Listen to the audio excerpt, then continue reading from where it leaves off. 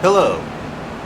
Today is Tuesday, July 16, 2013. I'm Paul Dubay. Welcome to episode 9 of Letters from Balconius Maximus. Today's topic is a unique one. It's called Chemtrails. Now, I'm going to get to this as clearly as quickly as I can.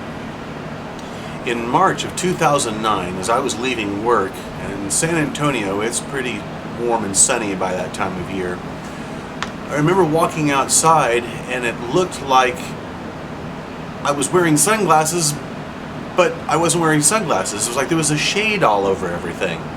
Looking straight up, the sky was blue, there were no clouds in the sky.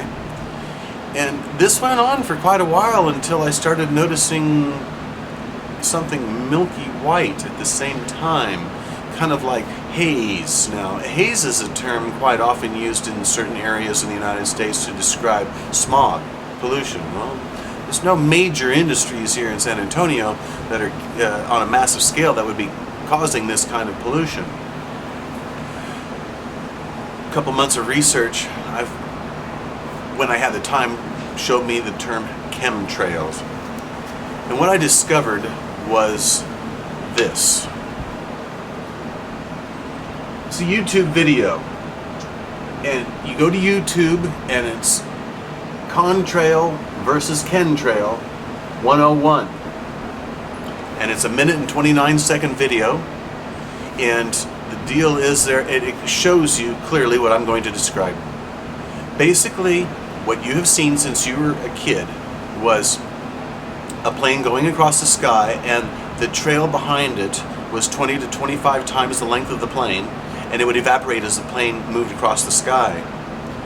Since 2009, besides the regular contrails, I'm seeing planes that are leaving trails that go all the way across the sky. Not only that, sometimes they're in crisscross patterns. Sometimes they are layer upon layer. Sometimes they are in spurts. Other times there may be a straight line that curves off. But either way, they're there, and they are not normal contrails. What I learned was that they are called chemtrails. And there are various resources that will tell you, but basically what I have found out is that the ingredients that are being sprayed by these planes are aluminum, barium, and strontium. Those are metals that are toxicologic to humans. So why are they being sprayed? Well, one theory that gets tossed out is geoengineering, and they're putting down a layer of something that will reflect the sunlight back to eliminate or reduce global warming. You know, it's pretty simple. If this was such a good thing, people would be heralding this, and we could look up to the skies with pride saying, oh, nice to know our boys are doing their job.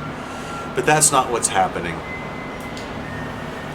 Instead, this spraying has been going on, and I have seen it in mass scale, driving from Dallas to San Antonio on Interstate 35 South, planes all over the sky spraying. And it's just so unreal. Now, before I go a step further, there's always going to be the person who says, this is a conspiracy theory. Excuse you. How many facts do you need until you realize that a theory is no longer a theory? To me, one good one will do. Well, there are a lot of facts surrounding the evidence regarding chemtrails. So, they're out there. What do we do?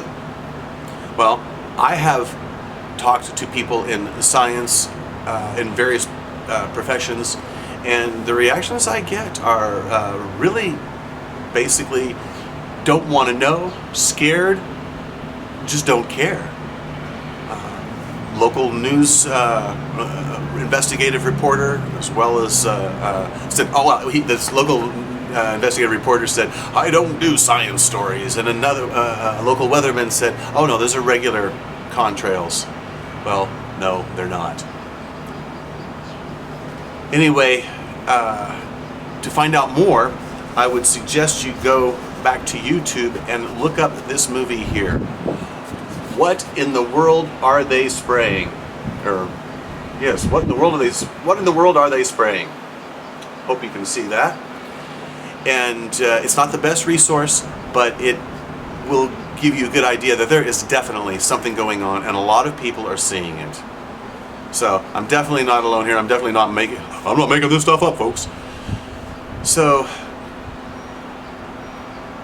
I guess two things I need to share with you are, one, that basically the FAA, the DHS, the NSA, NORAD, I don't know who else, what other entities, they're saying there's nothing there.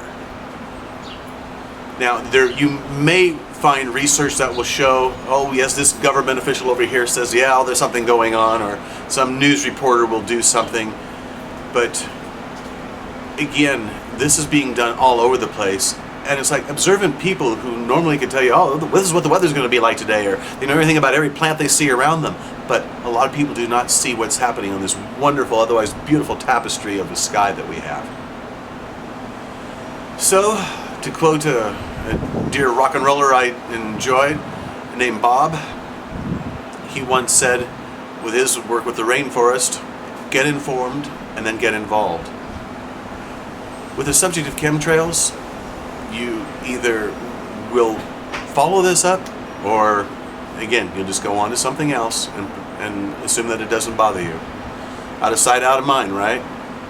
Well, I am going to go out on a limb here and address some people directly. To the pilots doing the spraying. Do you really not know what you are doing? Are you really in this only for a paycheck? And the same goes to the people who are assigning those pilots to go up and spray.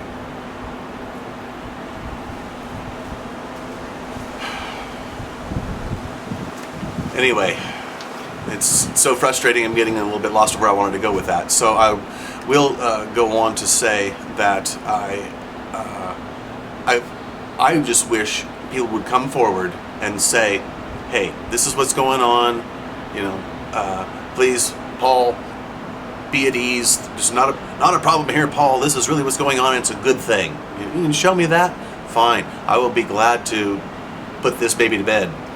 Otherwise, there's merit to what I'm saying. So, thank you, Dave Von Kleist, for the quote about how many facts do you need before a theory is no longer a theory. And people, please check it out. I have no reason to lie to you about this. I have nothing to gain by putting my reputation on the line and saying, here it is. So there it is, and I pray you use this information wisely. Thank you for watching.